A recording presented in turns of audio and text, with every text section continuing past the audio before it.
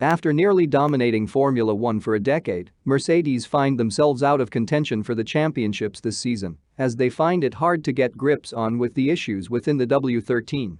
Mercedes and Lewis Hamilton have won at least one race in every season it has raced since the beginning of the turbo hybrid era, but the Brackley-based team continues its winless streak this season. And now, the Singapore Grand Prix is on the cards. Will this be the race where Mercedes ends that streak? Who will be the driver to do so? Let's find out in our today's episode. The W13 is a distinctive car from the rest of the grid due to its zero pods design. The team has not been able to take the fullest of advantages from its new design due to the new technical regulations not working in the favor of Mercedes.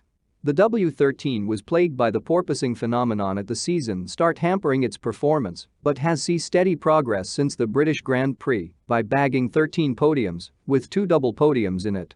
But still, Mercedes are hungry for that first win and are aiming the Singapore Grand Prix to be the place to do it. Mercedes team principal Toto Wolff believes that the Singapore track layout should suit the Mercedes car best due to its high downforce nature, at least on paper. "I think the track layout should suit our car, the bumps not. The simulations say it should be one of our better tracks, but I'm trying to stay on the careful side with any predictions for Singapore." Mike Elliott, technical director of Mercedes, agrees with Toto Wolff as he sees the possibility of winning at the Singapore Grand Prix. "I think when you look back at the learning we have gathered over the season, I think we expect that Singapore will be a bit more like we've seen in Budapest and Zandvoort," he said. "It's a bumpy circuit which is going to provide its challenges, but in terms of the nature of the corners, we think it could be a bit better for our car. So, hopefully we will have a good result there. As always with all the pre-simulation work we need to do, we will maximize our learning in the practice sessions, and hopefully we turn that into a good result over the weekend." The Marina Bay Street Circuit is 5.063 km in distance over a single lap, a 61-lap Grand Prix raced over the course of under 2 hours. The track compromises of 3 DRS zones, very tight corners. The throttle percentage throughout a lap at Marina Bay Circuit is 49%, and the track is oriented as a high downforce circuit. Marina Bay Circuit is one of the most physically demanding on the calendar, its bumpy street surface, coupled with humid conditions, giving the drivers plenty to think about. With 23 corners, they are working the wheel a lot too, around the high-speed lap. Mercedes W13 is a car package that is mostly high downforce oriented, as we have seen the W13 perform at its best at Zandvoort and Hungary, where high downforce is the key. And as the Marina Bay Circuit is high downforce oriented, that's one feature the Mercedes enjoys and will be taken as a plus.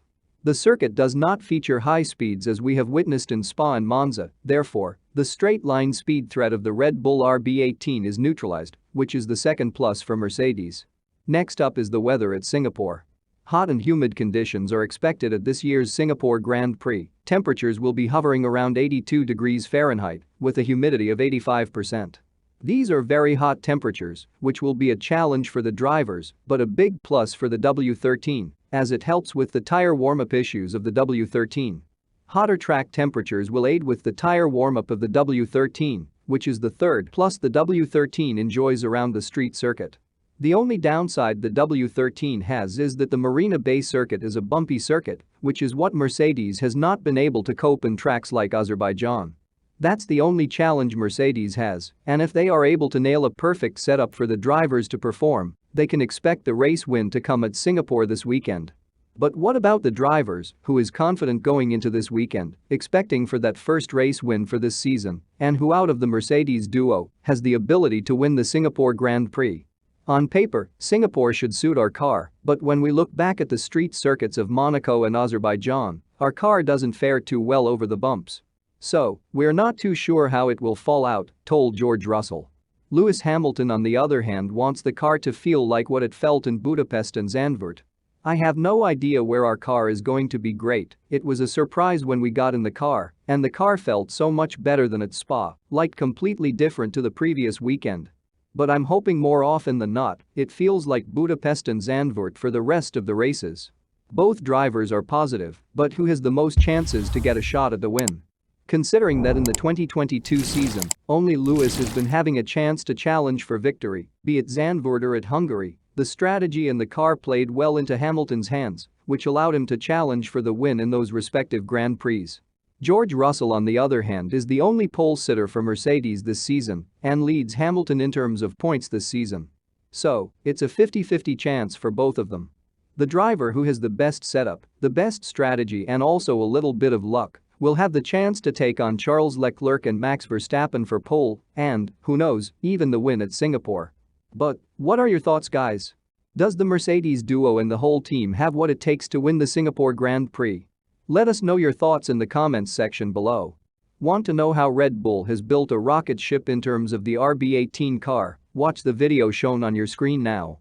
And as always, thank you for watching, please subscribe, and I will catch you in the next episode.